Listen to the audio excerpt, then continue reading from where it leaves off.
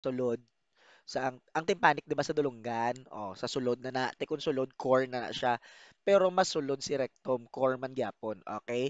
Rectum can also be measured in esophagus, pulmonary bladder, by invasive monitoring device.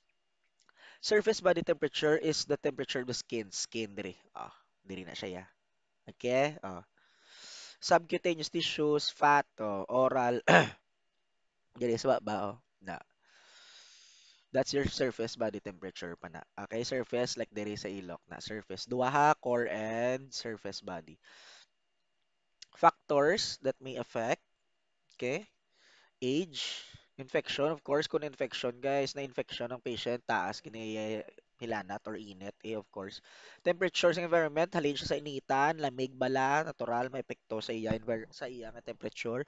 Exercise, mag-exercise, di ba kapag init ka, metabolism, ako gid, nga ako nun nalamigan sila, tapos pagpa-sunset namon gi-jacket sila tanan ako yaga ano tikay grabe ako metabolism guys. Okay, init gid kuya permi. Inhit, wow, inhit.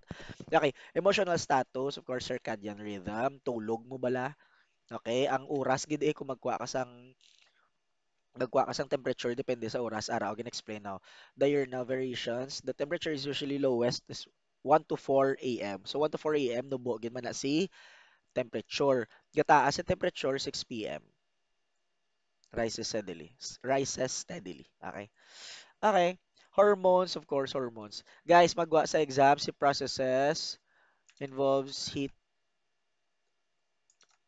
loss and heat gain. Okay, sa radiation, kita mo ng example sa radiation, guys.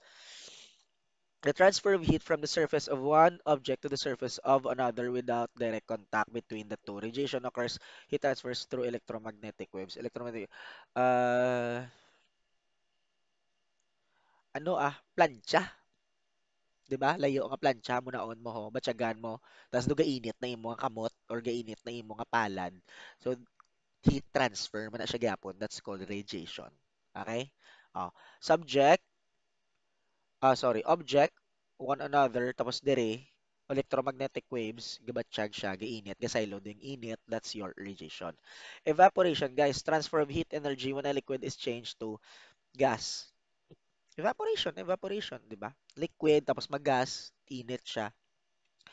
Next, example sa evaporation, guys, ang siomai, di ba? Siomai, siopaw nga gina-steam bala. Amo na. Okay. Next, conduction. Guys, magwa sa exam ha, may mga lain tong examples or question, tandaan nyo lang kung paano sila yung mag-function nga apat. Conduction is the transfer of heat from one another with direct contact. Direct contact na ni guys. Okay, direct contact na. So for example, halin ka sa initan, tapos sa nagsulod ka sa office or nagsulod ka sa wait lang. Nagsulod ka bi sa sorry.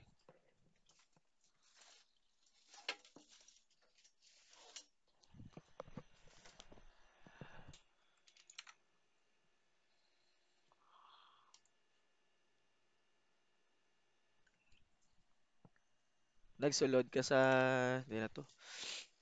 Nagsulod ka sa so for example, nagsulod ka sa office or nagsulod ka bi sa room nga lamig siya tapos alin ka sa initan. Syempre, 'di ba, for example, lain mo matiyag, sulod ka sa clinic na lang, example sa clinic na lang, guys. Pag mo sa clinic, 'di ba, nami ng glasses sa clinic or ang mga table, 'di ba, lamig kay aircon da. Tapos makapot kaya. Pagkapot mo, kanami, 'di ba? Lamig na. 'Di ba? Direct siya bala. So kung niinit ka, halin ka sa init, tapos pagkapot mo sa bugnaw, for example, lang ice, 'di ba? Kaptan mong ice, kaya halin ka sa initan, naghahalin ang heat. So meaning heat is lost. That's your conduction.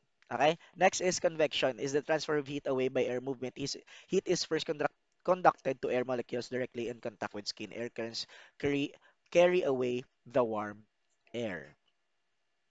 Example, gainit ang baga, 'di ba? Tapos ipaypayan nyo, gasaylo manang init, Muna, convection.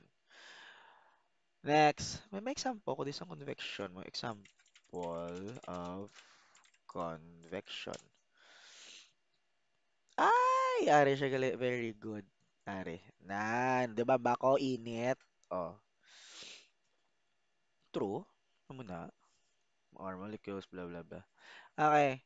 Next, classification of hyperthermia. Guys, tandaan ang ari, okay? High fever, 39 to 41 degrees Celsius, taas ng hilanat. 38 to 39, moderate lang ang hilanat, soaring fever. 37 to 38, slightly febrile. Tandaan ang mga normal temperature ha.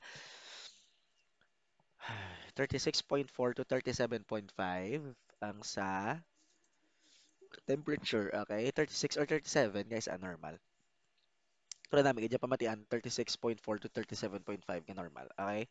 Pyrexia, hyperthermia, elevation in body temperature. Pyrexia or hyperthermia or hilanat, nag-elevate ang body temperature. Okay, patterns of fever, continuous, constant fever, intermittent, nagabalik-balik, continuous, guys, sige-sige, okay, kapin pa kung may pneumonia, may typhoid, sige-sige na siya nga fever. Intermittent, guys, gabalik-balik, gataas, ganubo. Okay, this is marked by very wide ranges between fluctuation.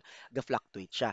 The temperature alternately rising to about 100 4 Fahrenheit, okay, or 40 or over, then falling below normal as in malaria. Pwede sa malaria. Limited, there is a moderate range between the highest and lowest points, but the temperature until the convalescence begins is always above normal. Typhoid fever and septic fever may vary more than 2 degrees and does not go down to normal. Recurrent or relapsing, it pertains to a fever that follows a period of normal to subnormal. 1 to 2 days. Recurrent. Okay? Relapse. Nag-relapse lang. Okay? Next.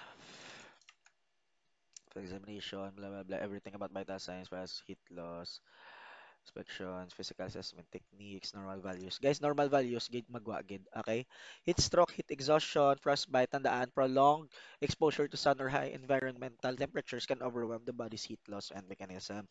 Heat stroke occurs when profuse diaphoresis results in excess water and electrolyte loss. Guys, heat stroke, ginigo, gid. Stroke, ginigo, gid sang heat.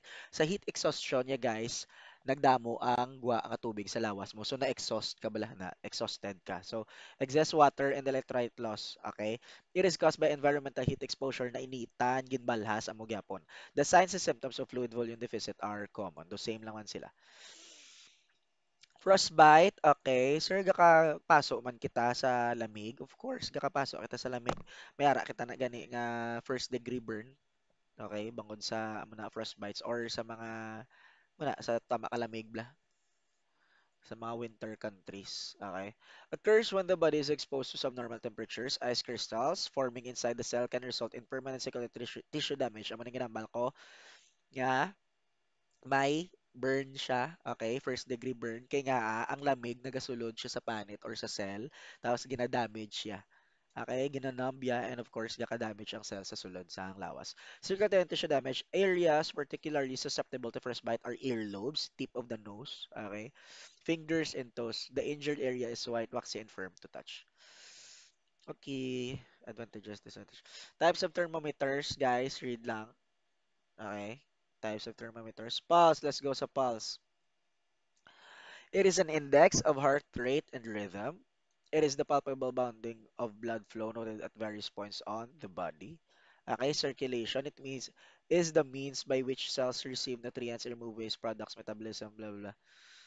Ay, circulation. Pulse rates are measured in beats per minute. Tandaan, BPM, beats per minute, ang pulse rate. Okay, ang rate them natin to bala. Okay, pulse rate. Amplitude describes the quality of pulse in terms of its fullness. It is assessed by the feel of the blood flow through the vessel. Di ba mag-check ka mo to? Ang amplitude ya, kung ano kagrabe ang pulse, like kusog, hinay, okay, that's your amplitude. Bounding siya bala, something. Pulse rhythm, ang rhythm of course, di ba, black, ano sa tuk, tuk, tuk, tuk, tuk, tuk, tuk, tuk, tuk, dama na. Rhythm ya, okay? I-check kung may arrhythmia, kung may arrhythmia man siya, that's your pulse rhythm. Factors affecting the pulse rate, of course, exercise, gidasig, mag-exercise, medications, kay mga bulong-bulong, temperature, hemorrhage, heart disease, of course, emotions, of course, makita niyo si crush niyo, gadasig ang heartbeat, age and position, okay? Age and position, depende, gatulog, gapungko, gatindog, okay? Kag edad. Guys, aring laki nga gauba, amo ni ang different routes, different areas ang inyong pulses, apical pulse, o ara sa heart dampi, di ba? Bako nasa fifth intercostal space, temporal, carotid, brachial, ara lang da. Okay, tandaan. Assessment of pulse, peripheral pulses, apical pulse, magamit ang peripheral, peripheral, di ba, peripheries, peripheries, magamit ang peripheral, guys, tanan ang sa kilid, bala, di ba, magamit mo peripheral, vision, di ba, sa kilid, amo ni ang diretso, okay, diretso, ang peripheral vision, diri sa kilid. So makita nyo yung mga gahulag, that's your peripheral vision.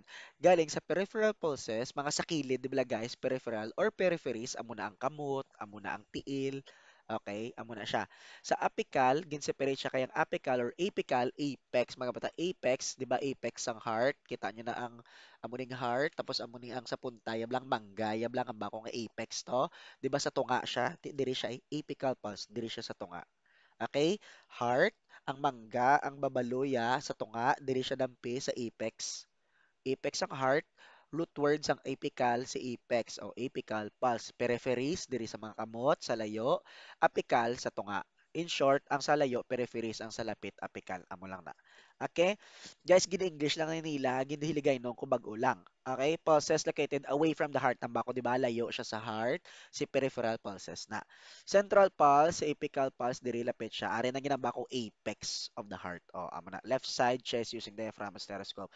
Fifth intercostal space, mga bata, intercostal space, space between sa ribs naton. 1, 2, 3, 4, 5, ika-fifth, diri dampi sang ribs. Dara ang apical pulse. Apical radial, blah, blah, blah. Supine position, ari lang natin. Okay? Abnormalities of the pulse, guys, magwa base sa exam, tandaan, kag asta sa board exam sa ulihi, si bradycardia, tachycardia, low tension pulse, dichrotic, intermittent, water, arrhythmia, 3D. Amo nga ba kung arrhythmia, wala rhythm, A is absence, rhythm is rhythmia. Absence of rhythm, arrhythmia. Okay? Wala rhythm. Bradycardia, magkabita, brady, nubo. Pulse rate less than 60 in adults and 70 in children. Okay, Brady, nubo. Taki, taas. Taki-taki, rumba. Di ba magrumba, taas. O, taki-taki, rumba. Taki, taas. O, pulse rate over 100 beats per minute, taas. Sa 140 sa bata, mas taas man. Nga, stressful, hypoxia, exercise, and fever. Okay, low tension pulse, necrotic, intermittent, balik-balik. Ning intermittent ha, mga bata intermittent, may interval siya. Okay, may missing beat. Low tension, nubo ang tension. Dichrotic is a sign of low tension. The dichrotic wave feels like a second weak beat. May beat siya nga hinay. Okay, hindi nga hinay tanan, pero may hinay siya bala. Okay, sa low tension daan, di ba? Low tension pulse, the word itself. Dichrotic ya guys, duga beat siya pero dumahina, pero wala na siya ginaisip as beat or pulse. Okay? Kahina siya. Dichrotic pulse, ang mga ginatawag. Thready, okay, fine, scarcely perceptible. Running pulse is when there are more than 120 pulsation per minute for adults. Infrequent is one which is abnormally slow. Areho, pulse rate normal. Basahan nyo lang kag tandai kay magwa sa exam. Dugay. Breath sounds, okay, stridor, wheeze, sigh, rails, rongkai. Okay, guys, hindi ko ma-explain sa inyo, pero pamatiin nyo lang sa YouTube. Okay, ang different sounds, area, explanation. Snoring sound, sister, toros. Stridor, dumay noisy respiration, dumiga. Basta dumiga sabad, bala. Araw. May, do obstructed, that's your stridor. Okay, wheeze, high pitch. Something like that, okay? Rails, rongkai. Next, blood pressure, guys. Mag-blood pressure sunod. Term 2, ma-blood pressure kita. So, dapat subong ka-practice na kamo. Okay, ang normal is 120/80. Okay, normal is 120 over 80. Tandaan, magwa sa board exam. Systolic and diastolic. Systolic sa babaw.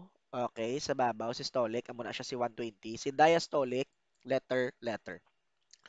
Si diastolic, letter D, meaning dalom. Okay, amo na siya si 80. Okay? Di ba mayara na sa blood pressure naton sa BP, di ba di ba, tak, tak, tak, tak, gamo na siya. Ang unang attack, guys, that's your systolic. Okay? So, mag-stop siya sa tak, 120. Tak, tak, tak, tak. So, muna. Sa 80 siya ka last nag-tak, that's your diastolic. Okay? Explain na naton mag-rhythm kita. Factors affecting blood pressure, blah, blah, same gyapon, activity, normal values, processes, cardinal. Okay, that's it. Equipments, Figmo, of course, ang BP app naton, and stethoscope, okay, para mabatian. points to remember. Ensure the client is rested. Allow 30 minutes to pass. Of course, kay base